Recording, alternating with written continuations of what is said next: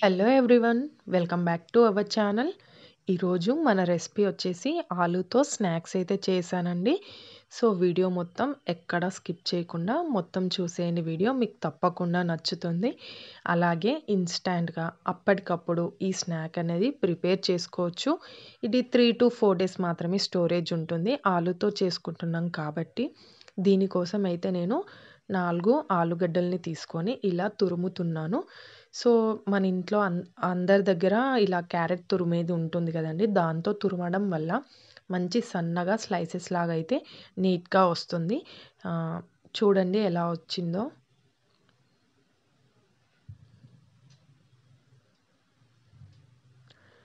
So నేను 4 ఆలులైతే తీసుకున్నదా మొత్తాన్నయితే తురిమేశాను.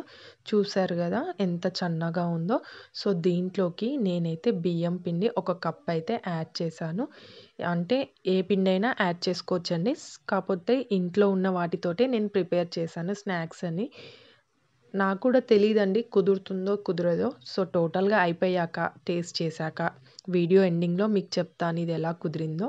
అలాగే బియ్యం పిండిని జల్లించుకోవాలి. అందులోనే కొంచెం సోడా వేసుకున్నాను. సో ఇలా జల్లించి వేసుకోవడం వల్ల పిండి అనేది చాలా స్మూత్‌గా వస్తుంది. అలాగే కలుపుడు కూడా బాగా పడుతుంది.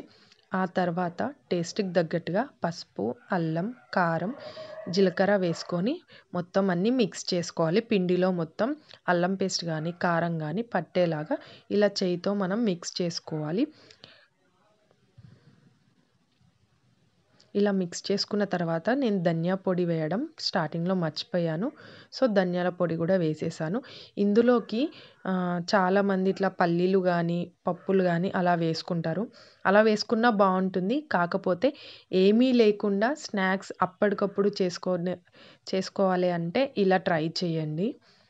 సో దీన్నైతే పిండిలాగా మొత్తం కలిపేసేయాలి. కలిపేసి ఒక 10-15 మినిట్స్ అలా పక్కకు పెట్టేసేయాలి. ఆ తరువాత 15 మినిట్స్ తర్వాత మళ్ళీ ఒకసారి కలుపుకోవాలి నీట్‌గా. కలుపుకొని చేతులోకి కొంచెం నూనె వేసుకొని రబ్ చేసేసి, సో ఈ కలుపుకున్న పిండిని చిన్న చిన్న ఉండలుగా తీసుకొని మనకు నచ్చిన షేప్స్‌లో వేసుకోవచ్చు. కాకపోతే నేనైతే ఇలా ప్రెస్ చేస్తున్నాను అప్పల్లాగా. ఇలా చేసుకొని తింటే చాలా బావుంటుంది. మళ్ళీ ఇందులో పిండి తడిపినప్పుడు వాటర్ అనేది ఎక్కువ వేసుకోకూడదండి. పొటాటోలో ఆల్రెడీ వాటర్ అనేది ఉంటుంది. మనం తురిమాం కాబట్టి దాంట్లో నుంచే వాటర్ వచ్చేస్తుంది. అందుకోసమే వాటర్ అనేది తక్కువ వేసుకోవాలి. మళ్ళీ మనం వాటర్ వేసుకోవడం వల్ల పిండి లూజ్ అయ్యి అసలు ఇలా మనం చేసుకుంటున్నప్పుడు షేప్ అనేది కరెక్ట్‌గా ఉండదు. సో మళ్ళీ పిండి యాడ్ చేసినా గానీ కరెక్ట్‌గా సెట్ అవ్వదు.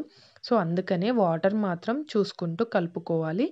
సో ఫైనల్‌గా నేను ఆయిల్ అయితే అప్లై చేసి ఇలా అప్పల్లాగానైతే చేసేసుకుంటున్నాను. చేతుల మీదనే చేసుకుంటున్నాను. లేదు అనుకుంటే కవర్ మీద గూడా ఒక ప్లాస్టిక్ కవర్ మీద ఆయిల్ అంటించి అలా కూడా చేసుకోవచ్చు. సో ఇలా ప్రిపేర్ అయ్యాక ఒక ప్యాన్‌లో ఆయిల్ అయితే పెట్టి ఆయిల్‌ని హీట్ చేసుకుంటున్నాను హై ఫ్లేమ్‌లో.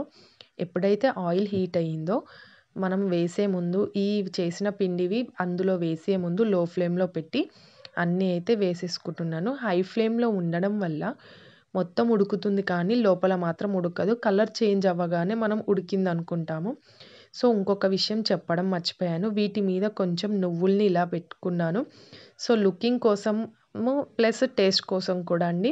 చాలా బావుంటుంది. ఇలా మనం నువ్వులని ఇలా ట్యాప్ చేయడం వల్ల.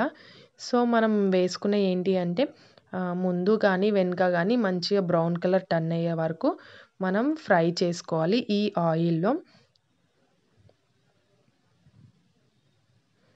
చూసారు గదా! బ్రౌన్ కలర్‌గా టర్న్ అయిపోయాయి. సో వీటినైతే తీసేసుకుందాము.